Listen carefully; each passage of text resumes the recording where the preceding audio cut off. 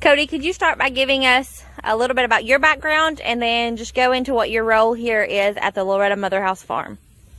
So my name is Cody Rakes. Went to Marion County High School and then went on to University of Kentucky, got a degree in agriculture education, and started full-time here at the Loretto Motherhouse farm basically right after I graduated in 2015. I've been here ever since. My role is the Director of Farm and Land Development, or Farm Director for short, and I oversee about 800 acres here.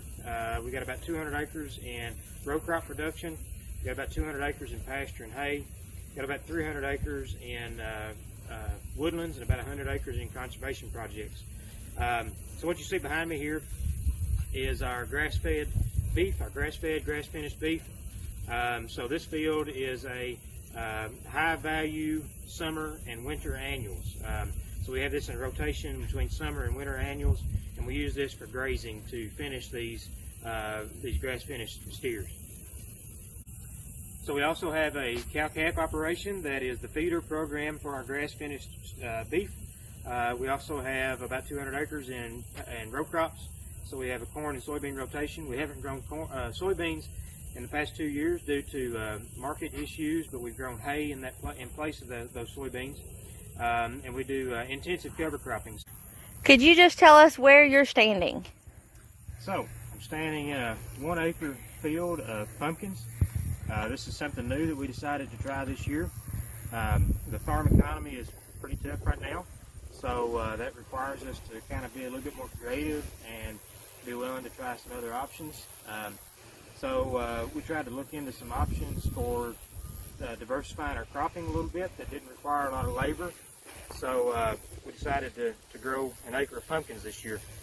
You can see we had some challenges with the weeds. I think we also planted our pumpkins a little bit thick and they sort of crowded one another out a little bit.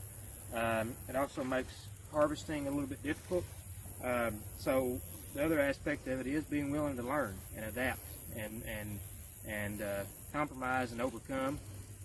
So we've learned a lot this year that we're going to apply to what we do next year, and hopefully this year is successful, but hopefully next year will be even more successful because of what we've learned this year. Was there another crop that we also tried this year? Yep, so we also tried an acre of sweet corn that we just finished up about 2 weeks ago. We had some weed challenges with that. We did all of this no-till. Here at this farm we have a strong commitment to no-till agriculture, and not cultivating, not tilling the soil. So you can see there that thick cover crop mat that we actually planted these pumpkins into. That helped a lot with our disease control because a lot of your pumpkin diseases are soil-borne.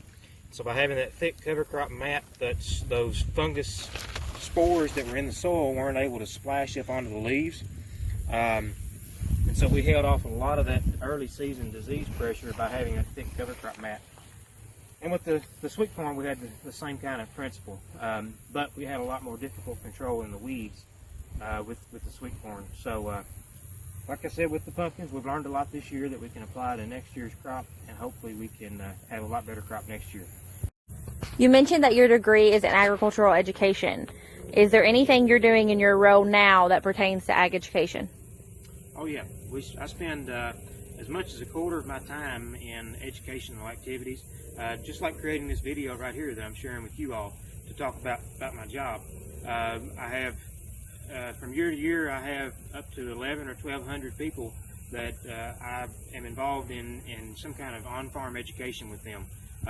From the local Head Start class that comes and spends 2 days on the farm, one in the spring, one in the fall, to high school groups coming and learning about how we rotationally graze cattle, to farmer groups coming for a field day on a weekend about tire water tanks and how we are sustainably producing beef cattle here on the farm. And somebody who supports the educational aspects on the farm is my wife Angela, who's actually holding the camera. She just came on here recently on a part-time position, and she's overseeing education and outreach here on the campus. So she's incorporating all of the different entities that are here at this campus, not just the farm, but also the archives and the Heritage Center for the history of the Sisters of Loretto, the Earth Advocacy Coordinator, working with her on Earth advocacy and Earth education activities just a broad range of things, and looking at actually bringing in paying tourists that would pay to have a tour here on the farm.